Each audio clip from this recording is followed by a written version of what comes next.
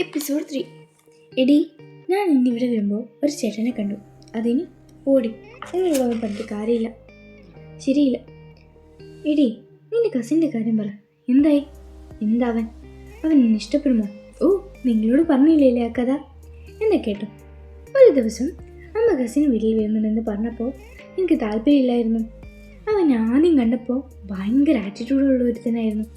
അതും എന്നേക്കാളും 1 വയസ്സിന് ഇളയതാണവൻ. ഞാൻ എന്നും മടിയാണ്. പിന്നെ ഒരിക്കലും എൻ്റെ വീട്ടിൽ ദേവനെ വന്നപ്പോൾ എനിക്ക് എന്താ അറിയില്ല, അവൻ്റെ ക്യാരങ്ങൊക്കെ കാണുമ്പോൾ എന്തോ ഒരു ഫീലിംഗാണ്. ഞാനിപ്പോൾ അവൻ ഇഷ്ടപ്പെടുന്നുണ്ടോ എന്ന് പോലും അറിയില്ല. പക്ഷേ ദേവൻ എന്നേക്കാളും ഇളയതാണ്. എന്തൊക്കെയാ കേൾക്കുന്നത്, എന്തുകൊണ്ടാണെന്നറിയില്ല. എൻ്റെ കിളികളൊക്കെ പോയിരിക്കുക. പല്ലവി, ഇടീ കുഞ്ഞു, ഇതെന്താ കേൾക്കുന്നത്? മലയാളം. അതിനടുക്ക അവളുടെ ചളിയടി. എടി ദിയ, നിനക്ക് വട്ടുവല്ലതായോ? എനിക്കോ? ഇല്ല. നീ വായി നോക്കിയപ്പോൾ ചെറുതിനെയും പോലും വെറുതെ വിടുന്നില്ലല്ലോ.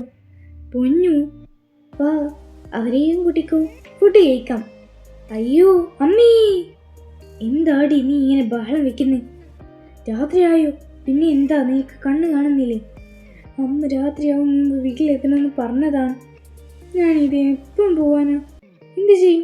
ഒന്നും ചെയ്യണ്ട കുഞ്ഞു. അയ്യോ ഏട്ടൻ, അച്ചുവേട്ടാ.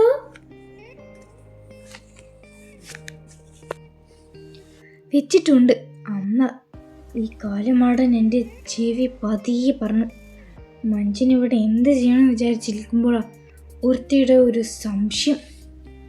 ഇനി നിങ്ങൾക്ക് ഇതുപോലത്തെ കഥ ബാക്കി കേൾക്കണമെങ്കിൽ ഇനി സബ്സ്ക്രൈബ് ചെയ്യുക, ലൈക്ക് ചെയ്യുക, ഷെയർ ചെയ്യുക. Please subscribe me. നമ്മളുടെ എപ്പിസോഡ് 4 അടുത്ത വീഡിയോയിൽ നമുക്ക് കാണാവുന്നതാണ്. ഇനി എന്ത് സംഭവിക്കും നമുക്ക് നോക്കാം. ആരാണ് ആ സംശയം ചോദിച്ചത്, എന്താണ് ആ സംശയം എന്നുള്ളതൊക്കെ അടുത്ത വീഡിയോയിൽ കാണാം.